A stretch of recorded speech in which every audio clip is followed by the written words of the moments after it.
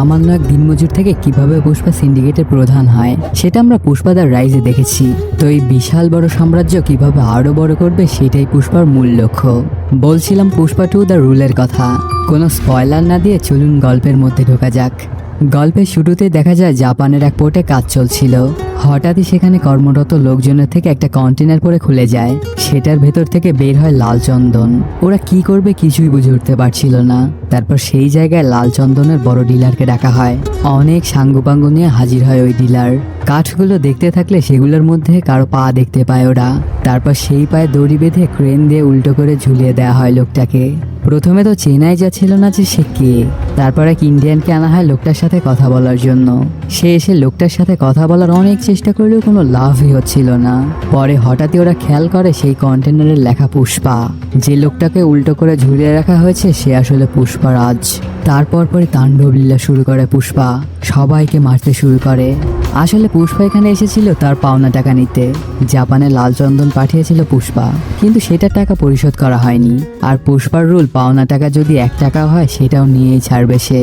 এই ডিলারের বসের সাথে ডিল হয়েছিল পুষ্পার, তো ওদেরকে কুত্তা মারা মারতে থাকে পুষ্পা। এক পর্যায়ে ডিলারটাকে ধরে নিয়ে ক্রেনের মাথায় উঠে যায় পুষ্পা, আর তাকে ভয় দেখিয়ে ওর থেকে টাকা চায়। হঠাৎই সেখানে আরো সন্ত্রাসী এসে গোলাগুলি শুরু করে দেয়। পুষ্পা দৌড়াতে থাকলে একটা গুলি এসে লাগে ওর গায়ে, আর উপর থেকে পুষ্পা পানিতে পড়ে যায়। গুলি খাওয়া অবস্থায় তলিয়ে যাচ্ছে পুষ্পা। তখন পুষ্পার ছোটবেলার কথা মনে পড়ে যায়। ছোটবেলায় একবার অন্য সব বাচ্চারা খেলার সময় ডোবার মধ্যে বলটা পড়ে গিয়েছিল। তখন সবাই গিয়ে পুষ্পাকে বলটা আনতে বলে। প্রথমে পুষ্পা আনতে চায় না, কারণ সে সাঁতার জানতো না। তখন সবাই বলে যদি তুই বলটা আনতে পারিস তবেই মানবো যে তোর বাবা আছে, আর না পারলে ভাববো তুই জারক সন্তান। এটাতে পুষ্পা ঝাঁপ লাগায় ডোবায়। পুষ্পা সাঁতার না জানায় সে ডুবে যাচ্ছিল পানির মধ্যে। ওর অনেক কষ্ট হচ্ছিল, তাও কোনো রকমে বলটা খুঁজে বের করে। কিন্তু সাঁতার না জানায় পানির নিচে তলিয়ে যেতে থাকে পুষ্পা। সিনটা কাট হয়ে পুষ্পার বাড়িতে চলে আসে। একটা বাজে স্বপ্ন দেখে চমকে ঘুম থেকে উঠে যায় পুষ্পা। তখন শ্রীবাল্লি গিয়ে বলে কি হয়েছে তোমার, কোনো খারাপ স্বপ্ন দেখেছো নাকি? তখন পুষ্পা বলে আমার জীবনের সত্যগুলোই তো ভয়ঙ্কর স্বপ্নের চেয়েও ভয়ঙ্কর। পরদিন দেখা যায় সিনু নামের একজন পুষ্পার জন্য লাল চন্দন কাটতে যাচ্ছে। পাশ থেকে একজন বলে 2 দিন পরে না তোর বিয়ে, তবে আজ কেন যাচ্ছিস কাজে? জঙ্গলে গেলে তো 2 দিন কেটেই যাবে সেখানেই। তখন সিনু জানায় সমস্যা নেই, কাজ শেষ করেই বিয়ের মণ্ডপে সোজা চলে যাব। আর আমার বিয়ে করার থেকেও পুষ্পা ভাইয়ের কাজ করা বেশি জরুরি। তার একটা কনসাইনমেন্টের জন্য যেন সময় পার না হয়ে যায়। প্রতিদিন ওরা সবাই এভাবেই বসে থাকে আর গাড়ি এসে ওদের নিয়ে যায়। সেদিন গাড়ি আসলে সবার সাথে পুলিশ ইন্সপেক্টর শেখায়ত গাড়িতে উঠে যায়। সে আসলে পুষ্পার লাল চন্দন ধরার জন্য এসেছিল। কেউ ওকে চিনতেই পারে না। কিছুক্ষণের মধ্যে ওরা জঙ্গলের মধ্যে এসে পৌঁছে। শুরু হয়ে যায় লাল চন্দন কাটা। একটার পর একটা গাছ কেটেই যাচ্ছিল ওরা। সবার গাছ কাটা শেষে কাঁধে করে নদী পার করে আনে। এখানেই কাঠের ওজন করে টাকা দেওয়া হচ্ছিল। যার কাঠের ওজন যত বেশি সে তত বেশি টাকা উঠাচ্ছিল। আর যে টাকা দিচ্ছিল সে সবার নামও জিজ্ঞেস করছিল। একজন টাকা নিয়ে যাওয়ার সময় ওর নাম জিগালে বলে শেখাওয়াত। এটা শুনেই সবাই যেন ভয়ে কেঁপেই ওঠে। তারপর লাগানো চুল খুলে নিজের টাকলা বের করে বলে এবার হাতে নাতে ধরেছি পুষ্পার কাঠ, এবার সে আমার হাত থেকে যাবে কই। সাথে পুলিশকেও কল দেয়। পুরো পুলিশ ফোর্স এসে ঘিরে ফেলে সবাইকে। কেউই পালাতে পারে না সেখান থেকে। পরে সেই কাঠ সহ সবাইকে ধরে নিয়ে আসে থানায়। এদিকে সিনুর বিয়ের মণ্ডপে সিনুই নেই। তখন কনের বাবা তো মেয়েকে এটা ওটা বলতে থাকে, আমি বলেছিলাম ওকে বিয়ে করা লাগবে না তোর, এই ছেলে পুষ্পাকে ছাড়া আর কিছুই বোঝে না। আজ ওর বিয়ে আর এখন সে জেলে পড়ে আছে। তারপর বাবা আরেকজনকে বরসাজতে বলে তার মেয়ের সাথে বিয়ে দিবে বলে, কিন্তু ওর মেয়ে জানায় সিনু সময় মতোই আসবে, পুষ্পা ভাই ওকে নিয়ে আসবে। সামান্য এক দিনমজুরকে পুষ্পা কেন ছাড়াতে যাবে এটা ভাবতে থাকে সবাই। এদিকে পুষ্পা চলে আসে থানায় সিনুকে নিতে। পুলিশকে বলে সবাইকে ধরে রাখো, শুধু সিনুকে ছেড়ে দাও, কারণ আজ ওর বিয়ে। সাথে সিনুর রিপ্লেসও দিতে চায়, কিন্তু কোনোভাবেই ওকে ছাড়তে রাজি নয় ইন্সপেক্টর, কারণ শেখাওয়াত স্যার ওদেরকে স্ট্রিক্টলি বলে গেছে কেউ যেন বের হতে না পারে, আর এটা নাকি নিয়মেরও বাইরে। তখন পুষ্পা বলে তোমাদের যে লাখ লাখ টাকা দেয় এই টাকা তোমরা কোন নিয়মে নাও? যেহেতু পুষ্পার টাকা খাও তো নিয়মও পুষ্পারই হবে। এগুলো শুনে এক কনস্টেবল চাবি নিয়ে লক আপ খুলে সিনুকে বের করে আনে। হঠাৎই পুষ্পা খেয়াল করে ওর গায়ে মারের দাগ। তখন গিয়ে বাকি সবার শরীরও চেক করে। দেখতে পায় সবাইকে বেদম মার দিয়েছে পুলিশ। তারপরে ওদের মুখ থেকে পুষ্পার নাম বের করতে পারেনি। তখন পুলিশরা বলে শেখাওয়াত স্যারের কথাই মেরেছি, উনি কেমন যদি জানেনই তো, না মারলে আমাদেরই সমস্যায় পড়তে হতো। কিছুক্ষণ পরে শেখাওয়াত থানায় এসে দেখতে পায় শুধু একজন কনস্টেবল ছাড়া কেউ পুলিশ স্টেশনে নেই। আর সে এত কষ্ট করে আসামি ধরেছিল, তারাও কেউই নেই লকআপে। তখন কনস্টেবল জানায় পরের কাহিনী। সবার গায়ে মারের দাগ দেখে তো পুষ্পা অনেক ক্ষেপে যায় আর সবাইকে নিয়ে যেতে চায়। তখন পুলিশরা অনেক করে বলে যদি আপনি এমনটা করেন তবে আমরা সবাই চাকরি হারাবো। এটা শুনে সবার চাকরির বয়স, ঘুষ আর পেনশন হিসাব করে একবারে টাকা দিয়ে দেয় আর সবাই রিজাইন দিয়ে চলে গেছে। প্রথমে তো এই কনস্টেবলকে সৎ মনে করেছিল ওরা, কিন্তু পরে জানতে পারে এই কাহিনী জানাতে আর সবার রিজাইন পেপার দেওয়ার জন্যই আমি ছিলাম। আমিও টাকা নিয়েছি পুষ্পার কাছ থেকে। তো আপনারা থাকেন, আমি গেলাম, কাল থেকে আর আসবো না। এখন গোটা থানায় শুধু শেখাওয়াত আর তার অ্যাসিস্ট্যান্ট নাথুলাল আছে। এটাতে অনেক রেগে যায় শেখাওয়াত। এত কষ্ট করে জাল বুনেছিলাম পুষ্পাকে ধরার, আর চিলের মতো এসে সব নষ্ট করে দিল সে। পরদিন পুষ্পাদের এলাকায় রাজ্যের সিএম এসেছে। তার সাথে দেখা করতে যাওয়ার জন্য সকাল সকাল রেডি হয়ে বের হয়ে পড়ে পুষ্পা। যাওয়ার আগে শ্রীবাল্লি বলে সিএম এর সাথে দেখা করতে যাচ্ছ ভালো কথা, কিন্তু প্লিজ ওনার সাথে একটা ছবি তুলে এনো, কিন্তু হলরুমে বড় করে টানিয়ে রাখবো আর সবাইকে বলবো আমার স্বামীর সিএম এর সাথে ওঠা বসা। পুষ্পাও ওকে বলে দেয় যে আচ্ছা ঠিক আছে নিয়ে আসবো। কিছুক্ষণের মধ্যে চলে আসে যেখানে সিএম ছিল, ওর সাথে এমএলএ সিদ্ধাপ্পাও ছিল। আসলে সিদ্ধাপ্পা এখানে কোনো একটা মন্ত্রিত্ব চাইতে এসেছিল, সাথে শেখাওয়াতের ট্রান্সফারের ব্যাপারেও কথা বলতে চায় সে। কিন্তু পুষ্পা সাফ সাফ জানিয়ে দেয় শেখাওয়াত এখানেই থাকবে। ওকে ট্রান্সফার করালে লোকে বলবে পুষ্পা ভয় পেয়ে এমনটা করিয়েছে, তো এটার কোনো দরকার নেই। তারপর ওরা এসে পৌঁছে সিএম এর সামনে। পুষ্পার সাথে পরিচয় করিয়ে দেয় সিএম এর। তখন পুষ্পা একটা ছবি উঠাতে চায় সিএম এর সাথে। তার বউ অনেক শখ করে বলে দিয়েছে ওকে, কিন্তু এটাতে কোনোভাবেই রাজি হয় না সিএম। জুতা যত দামি হোক না কেন, জুতার জায়গা পায়ের তলায়। জুতা হাতে লাগিয়ে ঘোরা যায় না, তেমনি পুষ্পা সিন্ডিকেট চালায়। তো আমি সিএম হয়ে ওর সাথে ছবি উঠাতে পারি না। যদি এই ছবি পাবলিক হয়ে যায় তবে আমার অনেক সমস্যায় পড়তে হবে। আর পুষ্পা, তুমি বইয়ের কথা এটা করতে এসেছো? বইয়ের কথা শুনলে কখনো বড় মানুষ হতে পারবে না। এগুলো শুনে কিছু না বলেই বাইরে চলে আসে পুষ্পা। কিছুক্ষণের মধ্যে কথা শেষ করে সিদ্ধাপ্পাও এসে পৌঁছে। সিএম এর কথায় তো তুমি কিছু মনে করনি পুষ্পা? বড় বড় লোকেরা কত কিছুই তো বলে, ওনাদের কথায় কান দিতে নেই। তখন পুষ্পা জানায় আমাকে জুতার সাথে তুলনা করেছে, তাতে আমার কোনো রাগ নেই। তবে সিএম এর এত বড় সাহস যে সে আমার বউ নিয়ে কথা বলেছে, এটার মূল্য তোকে দিতেই হবে। তো এই জন্যই আমি ডিসাইড করেছি তোমাকে সিএম বানাবো সিদ্ধাপ্পা। এটা শুনে একদম থ লেগে যায় সবাই। তখন সিদ্ধাপ্পা বলে সিএম হওয়া তো মুখের কথা না, সিএম হতে কমপক্ষে 100 কোটি টাকা লাগবে। এত টাকা কই পাবো আমি? এটা শুনে পুষ্পা জানায় 500 কোটি টাকা দিব তোমাকে, কিন্তু পরবর্তী সিএম হবে তুমি। তারপর তোমার সাথে ছবি তুলে আমার বউকে বার্থডে গিফট করব আমি। প্রথমে না করতে থাকলেও পরে রাজি হয় সিদ্ধাপ্পার হাইকমান্ডের সাথে কথা বলতে চায়। পরদিনই সিদ্ধাপ্পা প্রতাপ রেড্ডির সাথে দেখা করতে আসে। ইনি পার্টির হাইকমান্ডের একজন। কিন্তু প্রতাপ রেড্ডি সিদ্ধাপ্পার কথা শুনে বলে সিএম এর গদি তোমার নাগালের বাহিরে, আর আমি যতদূর জানি তোমার এত সাহস হবে না যে তুমি সিএম এর গদি চাবে। তো তোমার পিছে কে আছে? ঠিক তখনই প্রতাপের ফোনে ওর ভাই সুব্বা রেড্ডির কল আসে। সে জানায় একজন 5 কোটি টাকা নিয়ে এসেছে, আপনার সাথে কথা বলতে চায়। কি যেন একটা ডিল করবে সে আপনার সাথে। আসলে পুষ্পা এসেছিল সুব্বার কাছে। তখন ফোন ধরে পুষ্পা বলে এই 5 কোটি আপনার সাথে কথা বলানোর ফি, আর আপনার 25 কোটি সোফার মধ্যে। তখন কয়েকজন এসে টাকা ভর্তি একটা সোফা দিয়ে যায়। এটা দেখে প্রতাপ বলে তোমার কোন টেন্ডার চাই, কপার নাকি কয়লার? যেটা বলবে সেটাই পাবে। কিন্তু ওকে অবাক করে দিয়ে পুষ্পা জানায় আমার পুরো রাজ্যই চাই, সিদ্ধাপ্পাকে সিএম বানিয়ে দেন, এটা পুষ্পার রিকোয়েস্ট। আর আপনি যদি না বানান তবে এমন সোফা আমার কাছে আরো অনেক আছে। যতদূর কথা বলা দরকার আমি বলবো, কিন্তু সিএম হবে সিদ্ধাপ্পাই। এগুলো শুনে প্রতাপ আর না বলতে পারে না। তখন সিদ্ধাপ্পাকে সিএম বানাবে বলে জানিয়ে দেয়। টাকা ম্যানেজ করার জন্য পুষ্পা পরদিনই দুবাই চলে আসে। এখানে অমিত নামের এক শেখের সাথে দেখা করবে সে। অমিত এসে দেখে যে ওরা লরিতে করে এসেছে। এটা দেখে পুষ্পাদের একদম তুচ্ছ ভাবে সে, আর বলে এই ট্রাকে তো আমার কুত্তাও যাবে না। পরে বসে পড়ে মিটিংয়ে। পুষ্পা অমিতের সাথে লাল চন্দনের ডিরেক্ট ডিল করতে চায়, কিন্তু অমিত জানায় আমার মাল লাগলে যে কোনো ডিলারকে ফোন দিলেই পেয়ে যাব, তবে তোমার কি প্রয়োজন? কিন্তু পুষ্পা বলে আমার অনুমতি ছাড়া তুমি একটা মালও পাবে না।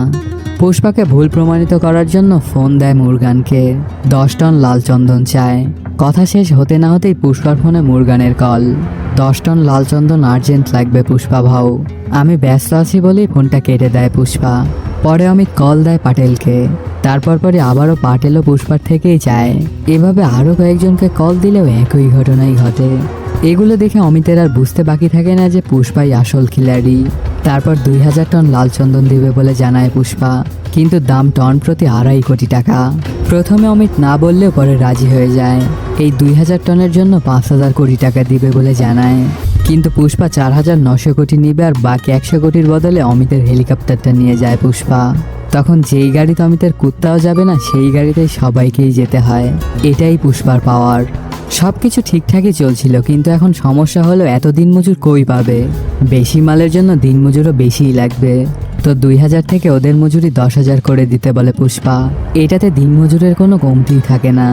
এখন এত মাল ট্রান্সফারের জন্য তো অনেক গাড়িও লাগবে। এটার জন্য 10 লাখ করে কয়েকশো গাড়িও কিনে ফেলে পুষ্পা। তারপর সিন্ডিকেটের সব মেম্বারদের কল দিয়ে জানায় অনেক মাল লাগবে। কারো থেকে 200 টন, তো কারো থেকে 150, তো কারো থেকে 100 টন চায় পুষ্পা। যার এলাকার পাওয়ার যেমন তার থেকে তেমনই চায় পুষ্পা। সবাই জানায় যে সময় মতো মাল পৌঁছে যাবে। তারপর সবাইকে নিয়ে বাড়িতে মিটিং করে পুষ্পা। ঠিক তখনই বউ এসে মাংসের ঝোল টেস্ট করতে বলে ওকে। ঝোল দেখে পুষ্পা বলে লবণ বেশি হয়েছে। এটাতে অনেক রেগে গিয়ে সব মাংসই ফেলে দেয় শ্রীবাল্লি। তারপর পুষ্পা গিয়ে অনেক করে বোঝায় শ্রীবাল্লিকে। এদিকে মঙ্গলসিনুর বউ আসে শেখাওতের কাছে। পুষ্পা যে এবার এত বড় প্ল্যান করছে সেটা জানায় ওকে। সব লাল চন্দনই পুষ্পাই কিনতেছে, কিন্তু কোথায় নিয়ে যাচ্ছে কেউ জানে না। দুবাই কারো সাথে ডাইরেক্ট ডিল করেছে ও। তারপর বিচ্চা রেড্ডি সম্পর্কেও জানায়। আগে মঙ্গলসিনুর বাড়িতেই কাজ করতো সে, আর এখন সিন্ডিকেটের মেম্বার হয়ে গেছে। তো ওকে ধরে ভয় দেখালেই সব বলে দিবে সে। কোথায় ওকে পাওয়া যাবে সেটাও বলে দেয়। পরে রাত্রেবেলা শেখাওয়াত এক ব্রিজে এসে অপেক্ষা করছিল রেড্ডির জন্য। কিছুক্ষণের মধ্যেই অনেকগুলো কাঠ ভর্তি ট্রাক ধরে শেখাওয়াত। পরে আসে রেড্ডি, ট্রাকগুলো জ্বালিয়ে দেয়। শেখাওয়াত আর রেড্ডিকে ফ্রিজ থেকে ফেলে মেরে দেয়। ঠিক তখনই সেখানে আসে মঙ্গলসিনু আর তার বউ। এটা তুমি কি করেছো? ও আমাদের খাস লোক ছিল, আর ওকে শুধু ভয় দেখাতে বলেছিলাম, মারতে নয়। তখন শেখাওয়াত জানায় ওকে ভয় দেখালে শুধু ওই ভয় পেত, আর এখন ওকে মারায় পুরো সিন্ডিকেট ভয় পাবে। পরদিন রেড্ডির শেষ কার্য সম্পন্ন হয়। সেখানে সিদ্ধাপ্পাও আসে। তখন সিন্ডিকেটের বেশিরভাগ মেম্বারই বলে পুষ্পার শেখাওয়াতের পার্সোনাল ঝামেলায় সমস্যা হচ্ছে আমাদের, মারা যাচ্ছে আমাদের লোক। তো হয় শেখাওয়াত আর পুষ্পার মিল করিয়ে দিন, না হয় মঙ্গলসিনুকে আবারও সিন্ডিকেটের দায়িত্ব দিয়ে দিন। এজন্য সিদ্ধাপ্পা এসে পৌঁছে থানায়। তারপর শেখাওয়াতকে বলে তোমরা কেন এত ঝামেলা করছো? এই ব্যবসায় পুষ্পাকেও যেমন দরকার তেমন তোমাকেও। নিজেদের মধ্যেকার ঝামেলা মিটিয়ে নাও তোমরা।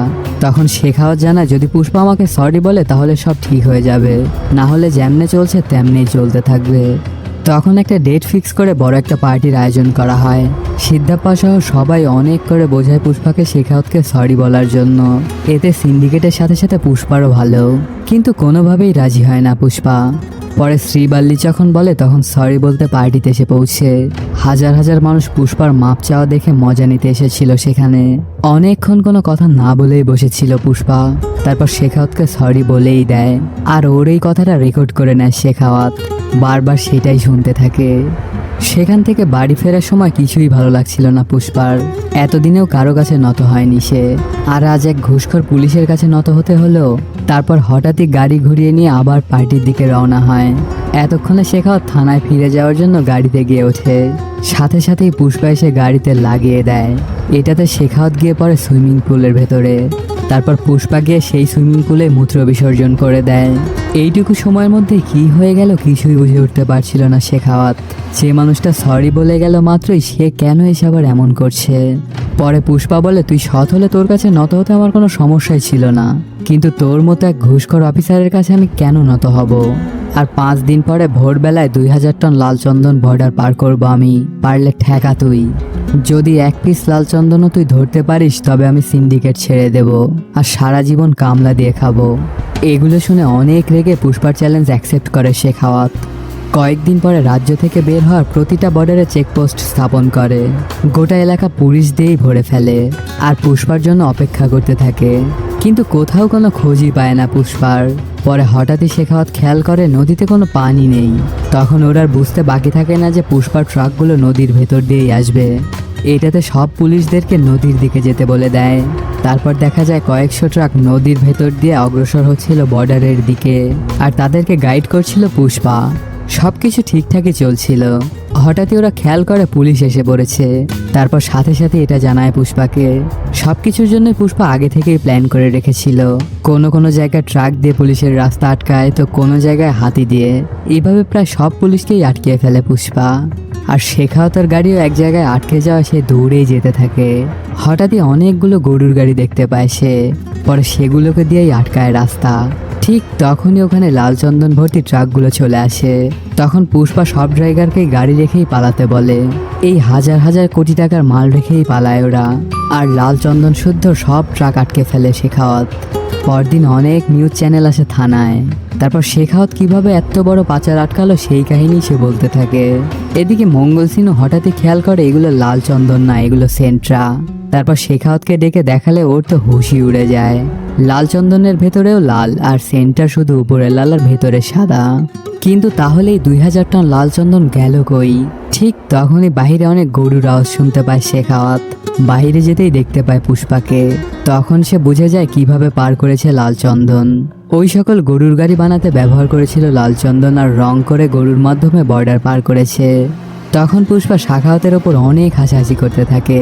তুই আমাকে কখনোই ধরতে পারবি না, পুষ্পাকে কেউ আটকাতে পারে না। তোর মতো হাজার শেখাওয়াত আসলেও এক পুষ্পাকেই ধরতে পারবি না তোরা। এগুলোতে আরো অনেক রেগে যায় শেখাওয়াত। তারপর মঙ্গল সিনুকে সাথে করে নিয়ে সিএম এর সাথে দেখা করতে আসে। পুষ্পা যে সিদ্ধাপ্পাকে পরবর্তী সিএম বানাতে চাচ্ছে সেটা সম্পর্কে জানায় সিএমকে। যদি এই 2000 টন লাল চন্দন পার করতে পারে তবে পরবর্তী সিএম সিদ্ধাপ্পা। তো পুষ্পাকে আটকাতেই হবে যে কোনো মূল্যেই। তখন পুলিশ ফোর্স নিয়ে অন্য রাজ্যে ঢোকার পারমিশন আনিয়ে দেয় শেখাওয়াতকে। পরদিনই পুরো পুলিশ ফোর্স নিয়ে শেখাওয়াত চলে আসে এক পোর্টে। শুরু করে দেয় খোঁজাখুঁজি। সব ট্রলার খুঁজেও এক টুকরা লাল চন্দনও পায় না কেউই। কিন্তু শেখাওয়াতের সোর্স অনুযায়ী এখানেই আনা হয়েছিল লাল চন্দন। আর এখান থেকেই শ্রীলঙ্কা পার করবে সেই লাল চন্দন। তো যেহেতু এখানে আনা হয়েছিল তাহলে পাচ্ছে না কেন তারা খুঁজে? কি করবে কিছুই বুঝে উঠতে পারছিল না শেখাওয়াত। পরে পানির নিচে কি আছে এটা দেখার জন্য নদীতে ডুব লাগায়। পানির নিচে গিয়ে শেখাওয়াত দেখতে পায় প্রতিটা ট্রলারের সাথে বাঁধা সেই গরুর গাড়িগুলো। সাথে সাথেই ট্রলারগুলো চালু করে যেতে থাকে শ্রীলঙ্কার উদ্দেশ্যে। তড়িঘড়ি করে শেখাওয়াত পানি থেকে উঠে একটা স্পিডবোট নিয়ে তাড়া করতে থাকে ওদেরকে। কিছুক্ষণের মধ্যেই শ্রীলঙ্কার সীমানায় চলে আসে ট্রলারগুলো। শেখাওয়াত যেতে চাইলে নাথুলাল বলে, যেতে পারবেন না স্যার, আমাদের পারমিশন নেই। ওগুলো মাছ ধরার বোট হয়, তাদের পারমিশন আছে। তারপরে ওর কথা না শুনেই শেখাওয়াত যেতে থাকে। ঠিক তখনই শ্রীলঙ্কার নেভি এসে সাবধান করে ওদের। ট্রলারগুলোকে আর ফলো করা হয় না শেখাওয়াতের। পরে বাইনোকুলার দিয়ে দেখতে পায় লাল চন্দন ওপারে চলে গেছে। আর সেখানে আগে থেকে হেলিকপ্টার নিয়ে এসে অপেক্ষা করছিল পুষ্পা। লাল চন্দন খুব সুন্দরভাবে বর্ডার পার করে ফেললো পুষ্পা, আর ওর কিছু করতেই পারলো না শেখাওয়াত। কিছুদিন পরে পরিবারসহ এক পূজায় আসে পুষ্পা। পূজা চলাকালীন শ্রীবাল্লির মাথা ঘুরে যায়। পরে বয়োজ্যেষ্ঠরা দেখে জানায় যে শ্রীবাল্লি মা হতে চলেছে আর পুষ্পা বাবা। এই কথা শুনে তো পুষ্পার খুব খুশি হওয়ার কথা ছিল, কিন্তু সে একদমই খুশি হয়নি। আর কালীর মতো সাজগোজ করে নাচতে শুরু করে দেয়। শ্রীবাল্লি এসব দেখে বলে, স্বামী তোমার কি হয়েছে? কেন তুমি এমনভাবে নাচছো? আর এই বেশভূষা তুমি কেন ধারণ করেছো? তখন পুষ্পা জানায়, কালিমার মতো সেজে তার থেকে আমি মেয়ে চাইছি। কারণ যদি ছেলে হয় তবে তো বংশের নামও দিতে পারবো না, আমি এমনই বাবা। অন্তত যদি মেয়ে হয় তবে বিয়ের পরে স্বামীর বংশের নাম পাবে। এগুলো শুনে শ্রীবাল্লি সান্ত্বনা দেয় পুষ্পাকে। এদিকে পুষ্পার সৎ ভাইয়ের মেয়ে ঘুরছিল মেলার ভেতর। হঠাৎই কয়েকটা ছেলে আসে। তারা সবাই মেয়েদের মতো সেজেছিল, আর বাকি সব মেয়েদেরকে জ্বালাচ্ছিল ওরা। পুষ্পার ভাতিজি ওদেরকে থামানোর চেষ্টা করলে ওর সাথেই খারাপ ব্যবহার শুরু করে দেয়। এখানে ওখানে টাচ করতে থাকে। এটাতে অনেক ভয় পেয়ে যায় মেয়েটা। একজন যখন ওর আঁচল খুলে উদাম করতে থাকে ঠিক তখনই এন্ট্রি নেয় পুষ্পা, আর সবাইকে কাপড় কাচার মতো কাচতে শুরু করে দেয়। ওদেরকে এমনভাবে মারছিল যেন ওরা কিছুই না। সবাইকে ধরাশায়ী করে ফেলে পুষ্পা একাই। ঠিক তখনই ওর সৎ ভাই চলে আসে আর বলতে থাকে, যত নাটকই করো না কেন আমাদের বংশের নাম তুমি পাবে না কোনোদিনও। তো তুই জারক সন্তান ছিলি, আছিস এবং থাকবি সারা জীবন। আমার মেয়েকে বাঁচিয়ে তুই আমাদের বংশে আসার স্বপ্ন দেখছিলি, তোর স্বপ্ন কোনোদিনও পূর্ণ হবে না। ঠিক তখনই শ্রীবাল্লি অনেক রেগে গিয়ে পুষ্পার সৎ ভাইকে বলা শুরু করে, আপনার বংশ নিয়ে আপনিই থাকেন, আমাদের দরকার নেই ওই নামের। আর আপনার মেয়ে না হয় যদি অন্য কোনো মেয়ের সাথেও এমনটা ঘটতো তাহলেও পুষ্পা একই কাজ করত। আর পুষ্পার পরিচয়ের জন্য ওর কোনো বংশের প্রয়োজন নেই। পুষ্পা নিজেই একটা ব্র্যান্ড। পরে ছেলেগুলোর অর্ধেক মাথা নাড্ডু করে জুতার মালা পরিয়ে গাধার পিঠে চড়িয়ে বের করা হয় মন্দির থেকে। এদিকে দুবাইয়ের লাল চন্দনের ডিল হওয়াতে টাকা হাতে এসে যায় পুষ্পার। সেই টাকা দিয়ে রাজ্যের সব এমএলএকে কিনে নেয় সে, আর সিদ্ধাপ্পাকে বানিয়ে ফেলে সিএম। শপথ শেষ করে সিদ্ধাপ্পা পুষ্পার বাড়িতে এসে পৌঁছে।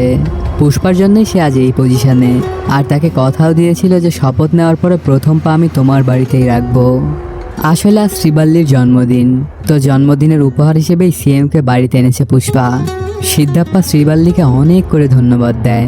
তুমি সেদিন সিএম এর সাথে পুষ্পাকে ছবি উঠাতে বলেছিলে, কিন্তু সিএম পুষ্পার সাথে ছবি তো উঠাইনি, আর ওকে অনেক অপমান করেছিল। সেজন্যই আজকে আমি সিএম। তো এখন থেকে তোমার যদি কিছু প্রয়োজন হয় তাহলে আমাকে বলবে, না হলে আমি আবার কবে বদলে যাব কে জানে। এদিকে পুষ্পাকে ধরতে না পারায় পাগল প্রায় হয়ে যায় শেখাওয়াত। সে তো লালচন্দনও ধরতে পারেনি, কিন্তু গোটা দেশ জানে সে লালচন্দন আটক করেছে। এখন যদি সবাই জেনে যায় যেগুলো সেন্ট, তবে ঝামেলা হয়ে যাবে। তো যদি এই সব সেন্ট পুড়ে কয়লা হয়ে যায় তবে কেউ ধরতেই পারবে না। তো এটার জন্য এসব কিছু নাথ্যলালকে জানায়, আর দুজন ঘরের মধ্যে থেকে আগুন দিতে যায়, কিন্তু নাথ্যু মরতে চায় না। তো আগুন দিলে অনেক কষ্ট করে ওর হাত থেকে বের হয়ে আসে লাথ্যু, আর শেখাওয়াত ঘরের ভিতরেই থেকে যায়। পুরো ঘর পুরো ছাই হয়ে যায়। কয়েকদিন পরে পুষ্পাদের বাড়িতে আসে ওর সৎ ভাবি।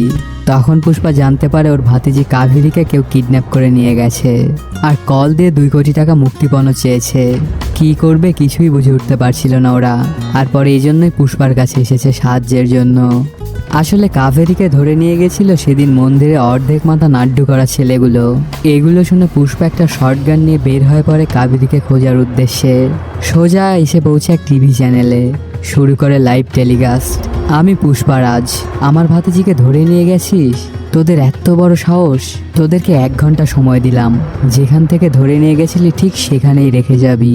আর যদি ওর গায়ে একটা আঁচড়ও আসে তবে পাঠা বলি দেওয়ার মতো তোদেরকেও বলি দিয়ে দিব। পরে এসে গোটা এলাকার সব মানুষকেও খুঁজতে লাগিয়ে দেয়। পুরো রাজ্য লকডাউন দিয়ে দেয়। এখানে না কেউ ঢুকতে পারবে না কেউ বেরোতে। আর এই গোটা রাজ্যে এখন কোনো সরকারি নিয়ম চলবে না। যতক্ষণ না আমি আমার ভাতিজিকে পাচ্ছি ততক্ষণ এখানে পুষ্পার নিয়ম চলবে। এদিকে সিদ্ধাপ্পার কাছে আসে প্রতাপ রেড্ডি। তারপর জানা যে পুষ্পার ভাতিজিকে যে ধরে নিয়ে গেছে সে আমার ভাতিজা। তো পুষ্পা যেন কিছু না করে। তখন সিদ্ধাপ্পা কল দেয় পুষ্পাকে আর সবকিছু খুলে বলে। ওই ছেলেটার যেন কিছু না হয় এটা বারবার বলে, কিন্তু কে শোনে কার কথা? পুষ্পা জানিয়ে দেয় যে প্রতাপ রেড্ডির ভাতিজা না কার কে সেটা আমি দেখব না। যদি কাভেরীর কিছু হয় তবে কচুকাটা করে ফেলবো।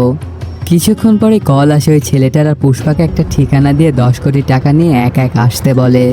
সাথে সাথেই একটা শটগান নিয়ে হেলিকপ্টারে করে রওনা দেয় পুষ্পা। কিছুক্ষণের মধ্যেই এসে পৌঁছে সেখানে। হেলিকপ্টার থেকে টাকার বৃষ্টি ঝরায়, তারপর আসে ওদের সামনে। পুষ্পা কিছু করতে যাবে তার আগেই কাভেরীকে মারার থ্রেট দিয়ে পুষ্পাকে বেঁধে ফেলে। ওর হাত পা সব কিছু বেঁধে ফেলে আর মারা শুরু করে দেয়।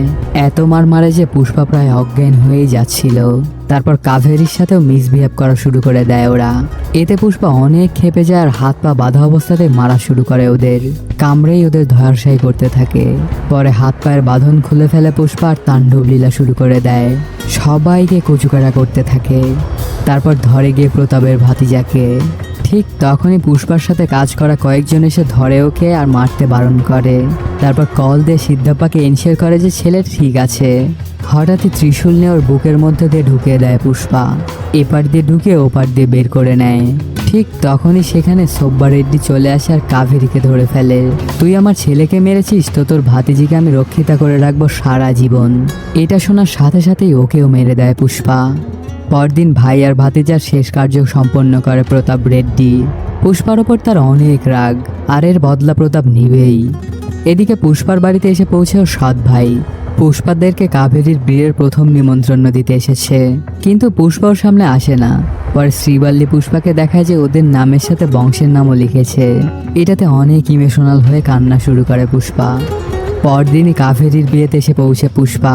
ভাই তো ওকে দেখে গিয়েই জড়িয়ে ধরে। পরে খুব সুন্দরভাবে বিয়ে হতে থাকে। এদিকে প্রতাপের সাথে দেখা করতে আসে মঙ্গল সিনু আর তার বউ। ওরা পুষ্পাকে মারার প্ল্যান করতে থাকে। ওরা সবাই কারোর জন্য অপেক্ষা করছিল। এদিকে দূরে এক পাহাড়ে থেকে সুইচ টিপে বোম ফাটায় কাভেরীর বিয়েতে। বোমটা পুষ্পার কাছেই ফাটে আর এর মাধ্যমেই শেষও হয়ে যায় সিনেমাটি। পাহাড়ে থাকা সেই লোকটাই বাকি, আর পুষ্পার সাথে তার কিসের দুশ্মনী? পুষ্পা কি এই ব্লাস্ট থেকে বাঁচতে পেরেছে? এসব কিছু জানতে হলে আমাদেরকে পুষ্পা 3 এর জন্য অপেক্ষা করতে হবে। তো বন্ধুরা, কেমন লাগলো আজকের এই এক্সপ্লেইনটি জানাতে কমেন্ট করুন। আর যদি এখনও চ্যানেলটি সাবস্ক্রাইব না করে থাকেন তাহলে তাড়াতাড়ি সাবস্ক্রাইব করে নিন। দেখা হচ্ছে নতুন কোনো ভিডিওতে। Till then, সায়োনারা।